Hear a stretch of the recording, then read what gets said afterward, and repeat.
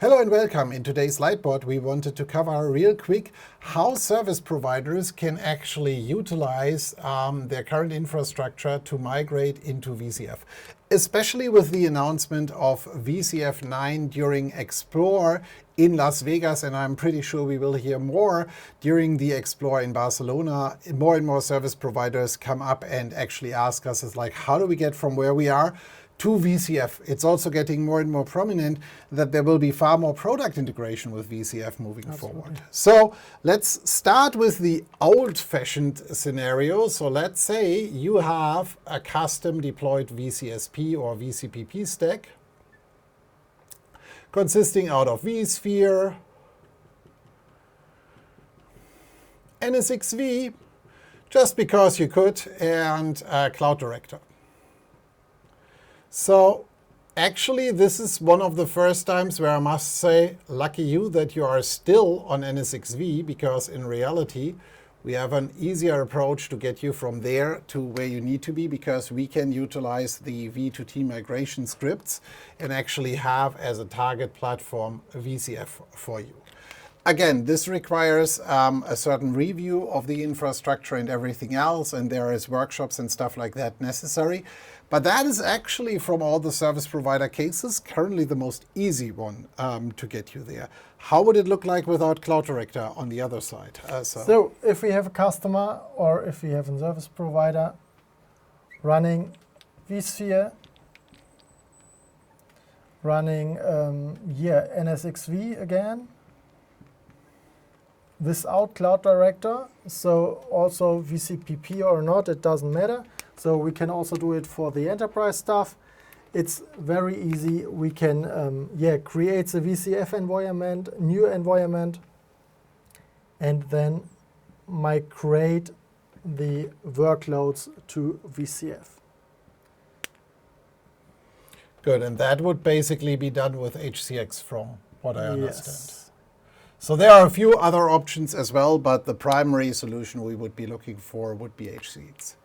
The other scenario you might have is an existing infrastructure, and you have basically, again, a custom VCPP stack.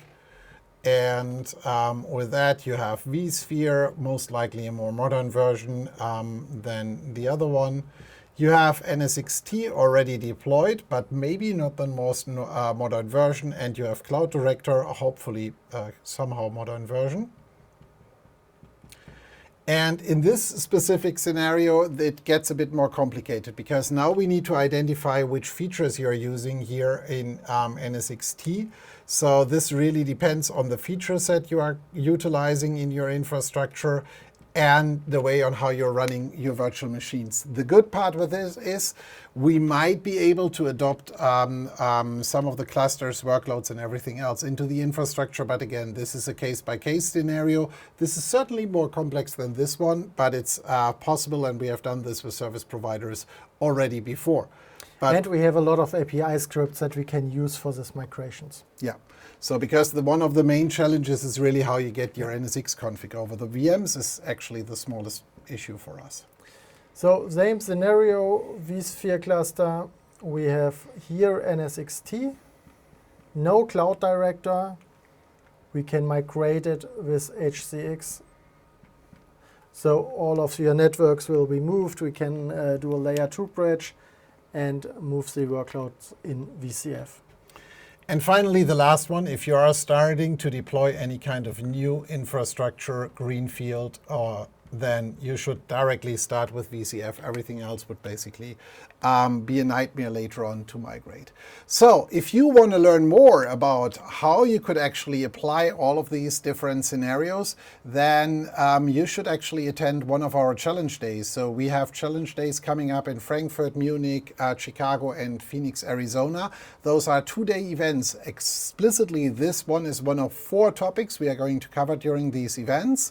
And this is going to give you really more of a hands-on experience. But we also have a solution for those who are looking at this more from an architecture perspective. Yeah, we have the architecture think tank. So we have one more in Germany this year, and one planned early in the next year in the US again. And yeah, there we will talk about the design of VCF. What does it mean for a service provider? What options do we have? What requirements are there depending on VCF and Cloud Director, for example, because not every feature is currently available to be used in Cloud Director that you can configure with VCF.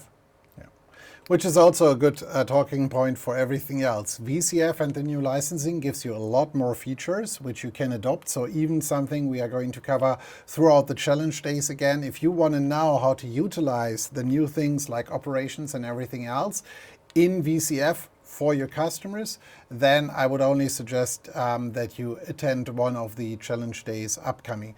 And as a reminder, if you have a service pack with one of us, a service pack 1 or a service pack 2 customer, then you have already a seat for the challenge days. So make sure that you put in your reservation for one of the events so that you can be sure that you take advantage out of it.